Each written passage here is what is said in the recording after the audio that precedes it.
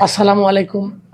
আজ আমি হজরত ইউসুফ আলাইহিস সালাম এর একটু সংক্ষিপ্ত আলোচনা করব। হজরত ইউসুফ আলাইহিস সালাম ছিলেন পৃথিবীর সৌন্দর্যের এক পিরামিড। পৃথিবীতে আল্লাহ ৮৭ লক্ষ প্রাণী সৃষ্টি করেছে। এ পর্যন্ত বিজ্ঞানীরা ৮৭ লক্ষ প্রাণীর সন্ধান পেয়েছে। প্রাণী জগৎ তো আছেই, নদী, পাহাড়, পর্বত, সমুদ্র, এই সারা পৃথিবীর তরু লতা, কত আমরা ইউরোপ কান্ট্রির দেশগুলো যখন দেখি তখন কত সৌন্দর্যের লীলাভূমি দেখি। ল্যাটিন আমেরিকার দেশগুলো দেখি, তারপর সাবেক সমাজতান্ত্রিক দেশগুলো যখন দেখি, এদের এই দৃশ্যগুলো যত চমৎকার লাগে, এইগুলো সহ সারা পৃথিবীর অর্ধেকটা সৌন্দর্য আল্লাহ রাব্বুল আলামিন হযরত ইউসুফ আলাইহিস সালামকে সৃষ্টি করেছেন। হযরত ইউসুফ আলাইহিস সালামের পিতার নাম ছিল হযরত ইয়াকুব আলাইহিস সালাম, নবীর ছেলে নবী, এবং বনী ইসরাইল বংশে জন্মগ্রহণ করেছিলেন। হযরত ইউসুফ সাল্লাল্লাহু আলাইহি ওয়াসাল্লাম যখন দিন দিন বড় হতে লাগলেন, তখন তিনি স্বপ্নে দেখলেন কোরআনে সূরা ইউসুফ নামে একটা সূরাই আছে। পৃথিবীর সবচেয়ে বড় উপন্যাস হচ্ছে সূরা ইউসুফ। কোরআন শরীফ আল্লাহ ঘটনা বর্ণনা করেছেন।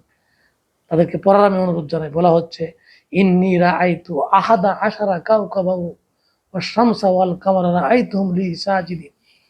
যে 11টা তারা এবং চন্দ্র সূর্য ইউসুফকে সেজদা করছে। তখন এই ঘটনা রাতে স্বপ্নে দেখলেন, পরের দিন ঘটনা সকালে বললেন।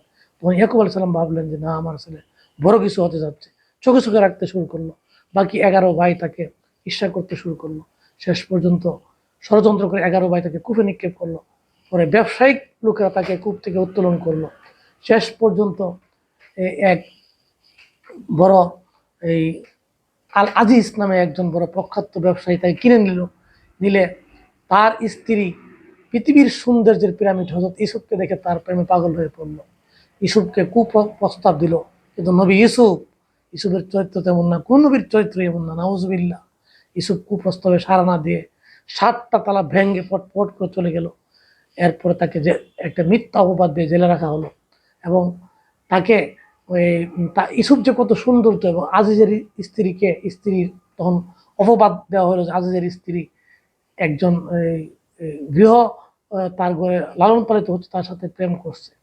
তখন আজিজের স্ত্রী 7-8টা মহিলাকে আনলো এবং তাদেরকে বললো যে তোমরা ইউসুফকে আমি আনবো, আর তোমরা লেবুটা কাটবা, অথবা কোনো কোনো রায়ত আছে আপেল কাটবা।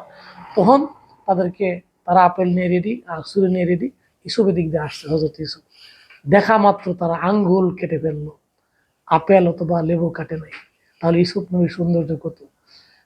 তাই তো বলি, আমরা যখন কোনো পাখি দেখি, এই যে আমরা ডুপি এই যে দেখি, অথবা ময়ূর পাখি দেখি, কি সুন্দর লাগে। অজগর সাপের মাথায় যখন দেখি, কি সাপ, কি সুন্দর করে আল্লাহ সৃষ্টি করেছে। ময়না পাখি, টিয়া পাখি যখন দেখি, কি চমৎকার লাগে। তারপর এই যে সবচেয়ে ছোট পাখি, কি পাখিটার নামটা ভুলে গেছি, দেখলে কি সুন্দর লাগে। আল্লাহ এইভাবে করে করে অনেক মানুষ, মিশরের মানুষ দেখলে সুন্দর, মিডল ইস্টের মানুষ দেখলে সুন্দর, ইউরোপের মানুষ দেখলে সুন্দর, কিন্তু আল্লাহ সারাটা পৃথিবী যেমন সৃষ্টি করেছে অর্ধেকটা সুন্দর দিয়ে হযরত ইউসুফ আলাইহিস সালামকে সুন্দর সৃষ্টি করেছে, এমন সুন্দর দিয়ে। আর হযরত ইউসুফ আলাইহিস সালামের চরিত্রটাও আরো বেশি সুন্দর। সুতরাং আমরা যদি হযরত ইউসুফ আলাইহিস সালামকে যে কুপ্রস্তাব দিয়েছিল, কুপ্রস্তাব প্রত্যাখ্যান করে তিনি, ঈমান তার কত মজবুত ছিল, নবী রাসূলের ঈমান। সুতরাং আমরা যদি হযরত ইউসুফের নিয়ে চরিত্রবান হতে পারি, তাহলে মদিনার রাষ্ট্র কায়েম করা যাবে। হযরত ইউসুফ আলাইহিস সালাম যেভাবে রাষ্ট্র প্রতিষ্ঠা করেছিলেন, সেই রাষ্ট্র কায়েম করা যাবে। শরীয়ত আইন বিশ্বাস না করে, শরীয়ত আইনকে প্রজ্বলিত করে মদিনার রাষ্ট্র কায়েম করা যাবে না। এগুলো হচ্ছে জনগণকে ধোঁকা দেওয়া। সুতরাং ওই মদিনার রাষ্ট্র কায়েম করতে গেলে হযরত ইউসুফের মতো চরিত্রবান হতে হবে, ন্যায়পরায়ণ হতে হবে। সৌন্দর্যের যেমন মূর্ত প্রতীক ছিল, তেমনি ছিল তার ঈমানের শ্রেষ্ঠ চরম পরাকাষ্ঠা। আল্লাহ রাব্বুল আলামিন আমাদেরকে হযরত ইউসুফের মতো চরিত্র হওয়ার তৌফিক দান করুক।